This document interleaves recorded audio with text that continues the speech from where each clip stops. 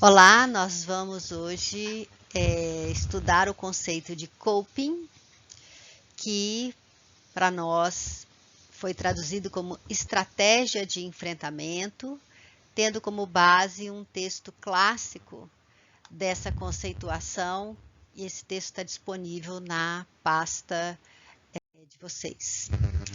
Esse texto aqui, ele foi escrito em 1998 e ainda está bastante atual, no sentido de dar uma base boa teórica para que você compreenda o conceito de coping e compreenda os estudos que estão trabalhando com esse conceito até hoje. É um conceito bem central em psicologia da saúde.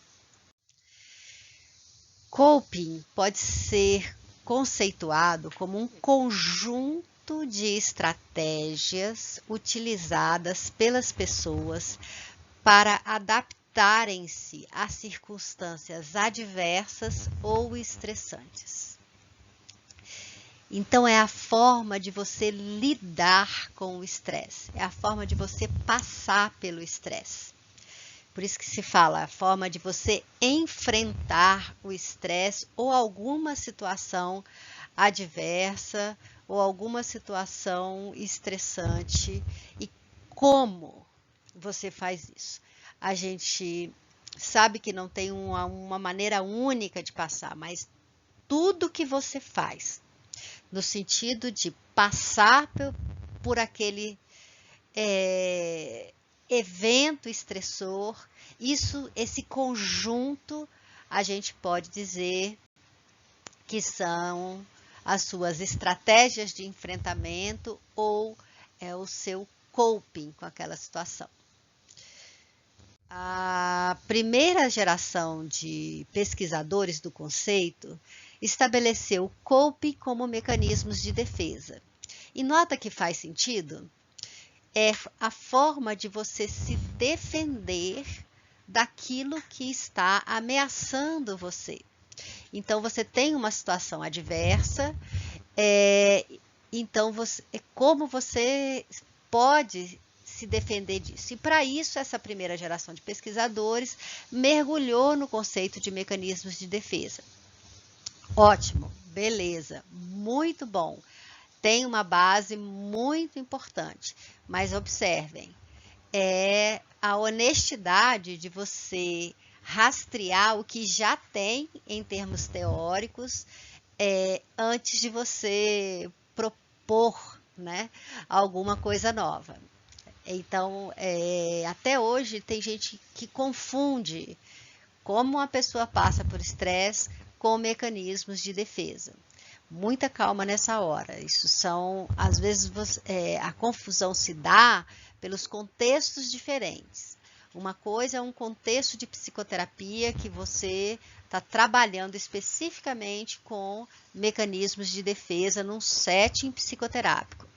A outra coisa você estar num contexto de psicologia da saúde, um contexto de promoção de saúde, e você falar em coping. Então, muito cuidado, porque são... mas coping é mecanismo de defesa, Virginia. Sim, calma.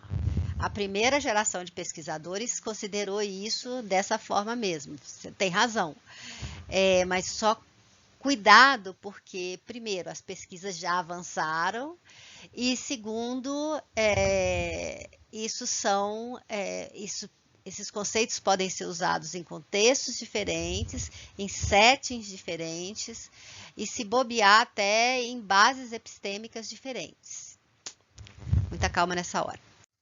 A segunda geração de pesquisadores mergulhou na determinação do que é que acontecia em termos de como a pessoa pensava aquela situação. Daí se fala dos determinantes cognitivos, como que você interpreta, e os próprios determinantes situacionais.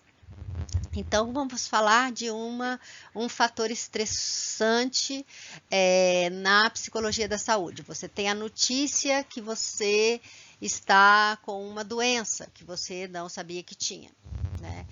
Então, você tem um determinante situacional, você tem as doenças, sintoma, e como que você vai pensar, entender, perceber, interpretar esse determinante situacional. Por isso que fala que é um processo transacional entre a pessoa e o ambiente. Observe que já saiu daquela ideia de ser um mecanismo interno, absolutamente subjetivo, é subjetivo, mas ali meio em segredo como um mecanismo de defesa, e você já valorizou os determinantes situacionais. E no que tange ao sujeito, a segunda geração de pesquisadores, ela focou nas questões cognitivas, como você vê, como você entende, como você interpreta isso que está acontecendo com você. E também faz sentido, né? A terceira geração de pesquisadores apostou nessa interação entre o coping, a forma como você passa pelo estresse, e a personalidade. Então, é um processo transacional entre a pessoa e o ambiente, sim, mas os traços de personalidades mais estudados que se relacionam com o coping era otimismo, rigidez, autoestima e locus de controle. Então, uma pessoa otimista, como ela passa pelo estresse, uma pessoa mais rígida, como ela passa pelo estresse. E uma pessoa que entende o mundo como sendo eu controlo o que acontece comigo, um locus de controle mais voltado internamente. Ou eu não tenho controle de nada, o meu locus de o que acontece na minha vida está à mercê do que está fora de mim. Isso constitui-se como elementos da personalidade. Aqui fala só, traz personalidades mais estudadas. Não significa que esses são só todos os traços de personalidade, otimismo, estímulo e controle. Não, não é isso. Os que foram mais estudados para você perceber como que a pessoa passa pela situação estressante. E hoje a gente fala, e a gente chegou até, por fim, aos famosos Folkman e Lazarus. O que Folkman e Lazarus fizeram que hoje eles são estudos tão centrais? Eles definiram coping como sendo um conjunto de esforços. Que são tanto cognitivos como comportamentais, utilizado pelos indivíduos com o objetivo de lidar com demandas específicas, internas ao interno aqui e externas, que surgem em situações de estresse e são avaliados como sobrecarregando ou excedendo seus recursos pessoais. Então, essa definição fez toda a diferença, porque você está falando de um conjunto, você está falando aqui de uma, não está falando de uma forma, mas está falando de todo o conjunto de esforços que envolve sim a maneira como você pensa, envolve a maneira como você age e tem um objetivo, né? Então, esse objetivo é lidar com essas demandas específicas, sejam elas internas ou externas. Então, sim, tem os fatores situacionais, mas tem as suas próprias demandas. Essas demandas que surgem em situações de estresse e são avaliadas pela pessoa como uma sobrecarga, sobrecarregando ou excedendo seus recursos pessoais.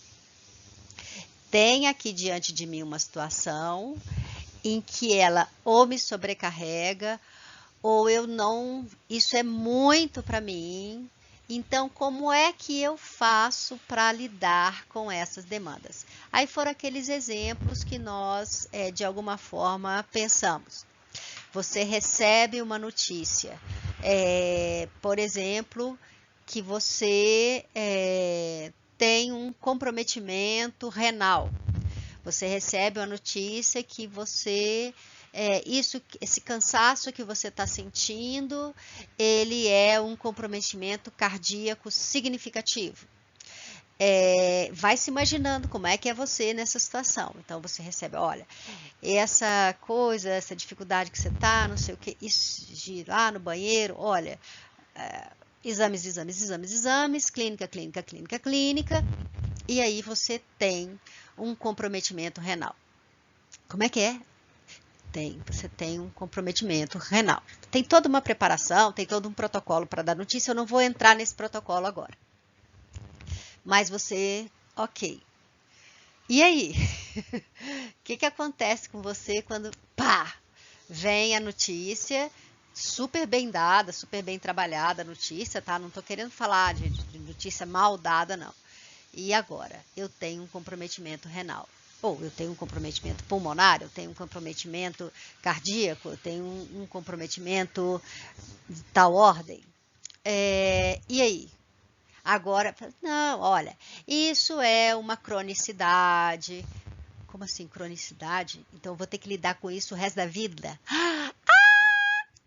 Como você faz? Você desespera? Você chora? Você...